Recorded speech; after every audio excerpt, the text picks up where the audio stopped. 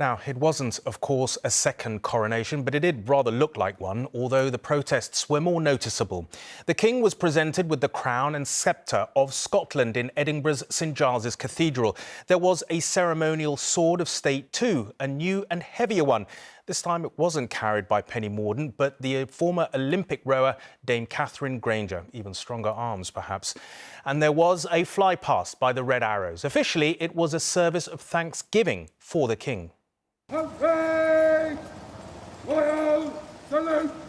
Departing from the palace of Holyrood House, this was a royal ceremony with a distinctly Scottish backdrop. The King processed along the Royal Mile to receive the oldest crown jewels in Britain. His arrival was met by jeers. A group of protesters were well within earshot of the monarch, but chants of "Not my King" were swiftly drowned out by the brass band striking up, in full volume.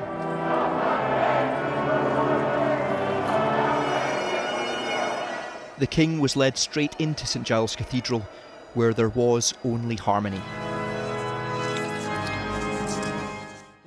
The honours of Scotland were then carried to the King.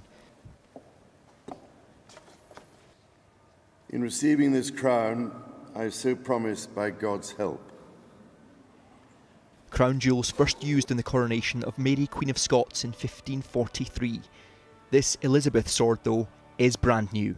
Named after the King's late mother, it's even heavier than the sword used at the coronation in Westminster, trusted here in the hands of an Olympic gold medalist. Were you nervous? I was definitely nervous that I might get the sword a bit wrong, because, you know, that's what people will be talking about if it goes horribly wrong. It is. It's double the weight of the sword that we saw in Westminster, and taller as well. So it, you know, you need a bit of muscle behind it to make sure it works. But You got the right person for the job. yeah, I think if you want someone to carry a sword, get an Olympian.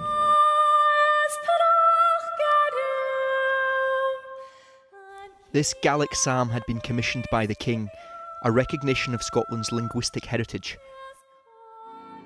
The King selected a new arrangement of Scottish folk songs, played by Scotland's own Nicola Benedetti.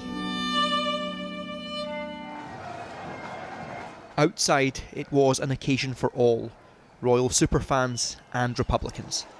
Police have confirmed 4 arrests during the service from a crowd of thousands. A people's procession was here to reflect the diversity of the nation, and Ronnie, a refugee now living in Glasgow, was among the number. I hope inclusive. That's what I want, an inclusive king, because the fabric of the United Kingdom is changing. A lot of people coming in, like myself. I'm from Zimbabwe, and so we're all a part of this nation now, and a recognition of that is definitely wanted.